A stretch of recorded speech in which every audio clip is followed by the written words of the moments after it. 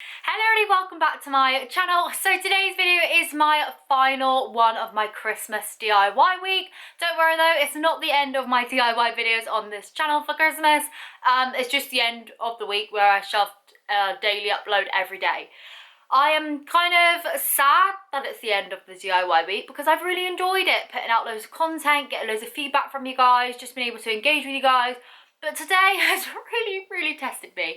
I ended up dropping a whole tin of like all-in-one stain, which is like stain and varnish in one, the whole tin, behind my IKEA Kallax unit. So everything had gone in the boxes and ruined everything, and then I got fabric paint on my jumper. So now I'm chilling in my new faux fur hoodie. I'm kind of living for this. Look at it. It's massive. It is the softest thing ever. I'm so cozy, but that's not what this video is about. So today's video is another DIY one, obviously, because it's still DIY week, the very last day, as I have said.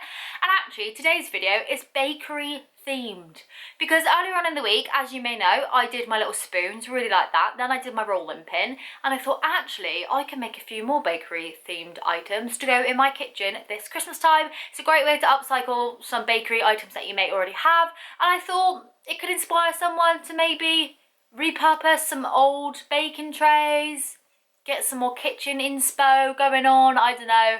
That's what today's video is. It is a bargain, DIY, bakery inspired DIY kind of theme video. So anyway, I'm just going to jump straight onto it because I've already spoke way too much, and I'll meet you back here afterwards. So for the first DIY, I ended up just repurposing this Yorkshire pudding tray. I found this in a charity shop for no more than 50p, I think it was. It was an absolute steal, as it's one of like the retro kind of prestige ones. It was already a little bit beaten up, which I thought was perfect because I wanted it to look fairly vintage. I just tied some vintage inspired check ribbon through the little hole at the top, and then I actually used a reed from my reed diffuser and kind of used that as like a wreath base type thing at the top of the baking tray. I then hot glued on some cinnamon sticks, and I actually used little pen lids underneath them just to support them whilst the hot glue dried, and I did, I don't know, about 4, 5, 6 of them all around on my top of my little baking tray. I went outside and I just started having little clippings from my holly bush, and I just started sticking them all over it as well, because I thought, you know, I may as well use some natural foliage here. If it's free and from my garden, I can save a pretty penny at the same time.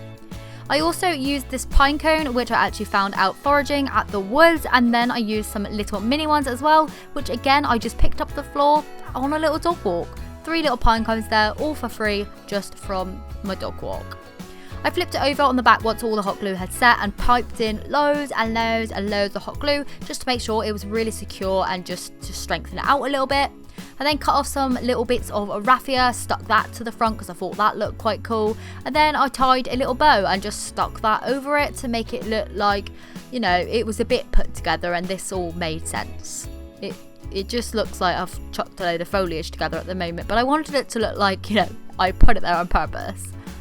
Then took some little vintage jingle bells, stuck them on underneath that little bow, and then stuck some more of the cuts of raffia onto the back. I wanted it to look like the like cinnamon sticks and stuff were nestled in the raffia, kind of like a little nest going on. So once all that was done, I then decided to paint some little snowmen in the little kind of holes of the Yorkshire pudding tray. You can, of course, do a muffin tray, baking tray. If you have old ones, repurpose them. That'll be great. But you can find ones in Poundland. I took some pictures, so I'll insert a picture now of the one I mean. So this would be a great Poundland DIY, but obviously I got my tray for cheaper than that from a charity shop, so I just used that one. Like I said, I painted on snowmen, so I did like half snowman faces on the bottom left and top right, and then on the other ones I did full snowman. I just kind of patted my paintbrush in white acrylic all the way around, then painted on some little orange noses, and then using my dotting tool I just made dots for the eyes and the mouth as well. To act blush, I just took some chalk pastel shavings and then a small Real Techniques makeup brush and just swirled that around on the acrylic to add little blips of blush on the snowman's faces. So this is what the piece turned out like in the end. This is my favourite DIY of the whole video. I just am absolutely in love with it. I popped it up onto the end of my cabinets using a little clear mini command hook, and it fits there absolutely perfectly, and you could just see it when you first enter the kitchen like so. Moving on to the second DIY of the video, I wanted to show you how I painted up my little rolling pin, which I showed you earlier on this week with my bakery wreath. So the way I paint my little rolling pins is by just using some acrylic paint or some chalk paint. This particular one I just painted with acrylic paint. I just mixed it up and just painted the main base of that. So I got a lot of questions on where I get my mini rolling pins, and I actually buy mine in bulk online, but you can obviously get them in any kids bakery kind of sections. They do like mini baking packs in the range for like £2, including like 5 different things.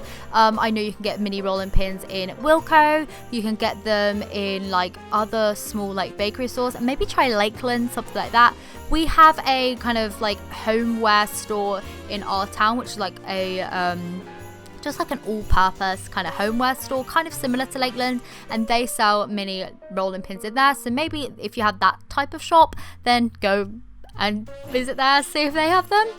But anyway, to get the words on my rolling pin, I just use a Posca pen. I use a Posca pen very often for writing, just because it makes it so easy and doesn't involve me having to get out the mini paintbrush.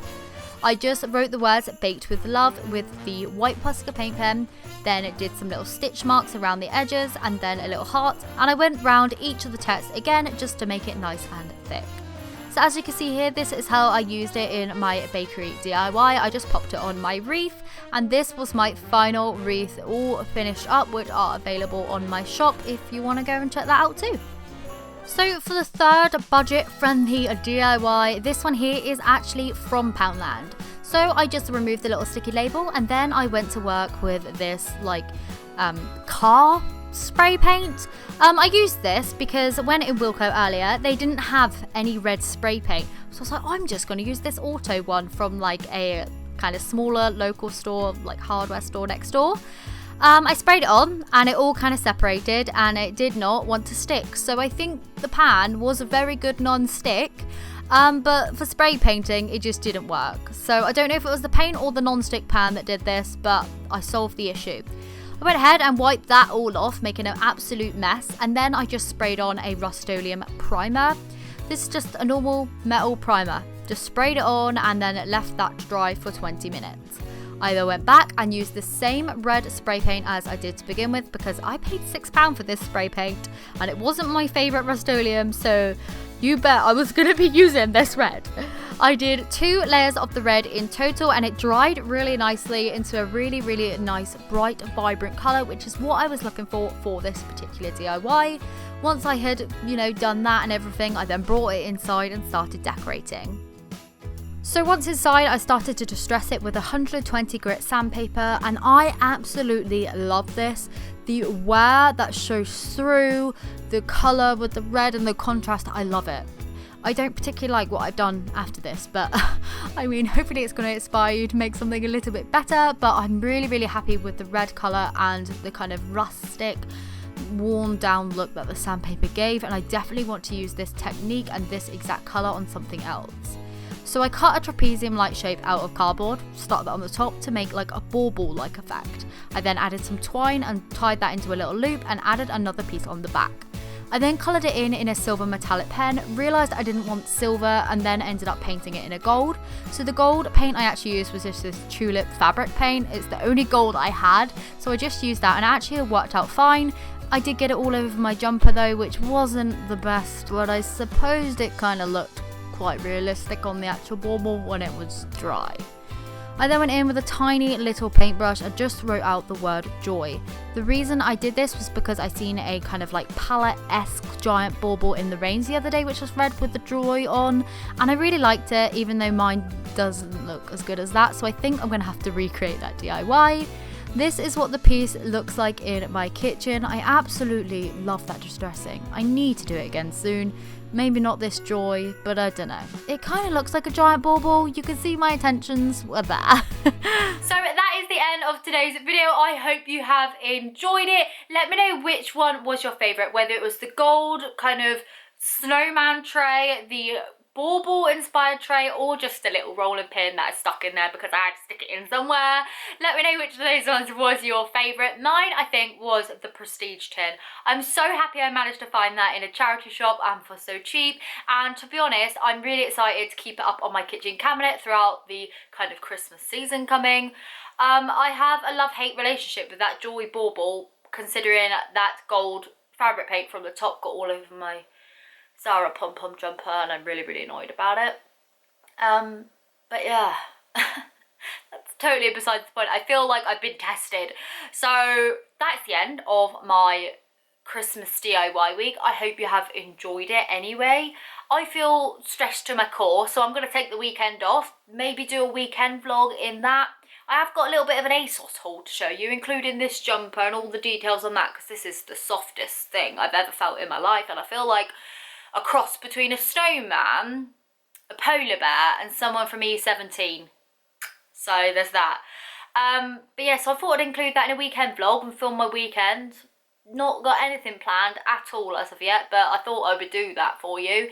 And I'll probably upload that Sunday, Monday time. And then, yeah, a couple of DIYs throughout the week, I reckon. So anyway, I hope you enjoyed today's video, regardless of all my rambling and all of that. I hope it's inspired you to get crafting. I hope you've enjoyed all my other Christmas craft videos. Cannot wait for you to see what I've got in store over the next coming weeks, and obviously up till Christmas. I have so many ideas, so many plans, so many things I'm going to be up to, and I just cannot wait to share it with you guys. I'm so happy to have this platform. I am just sat here with this little container from yesterday's DIY. There's about 10 of these dairy milks left because I have been stress eating them. Look, stress eating them. So yeah, I'm gonna go. Hope you all have a fantastic weekend ahead, and I will catch you in my next video. Bye.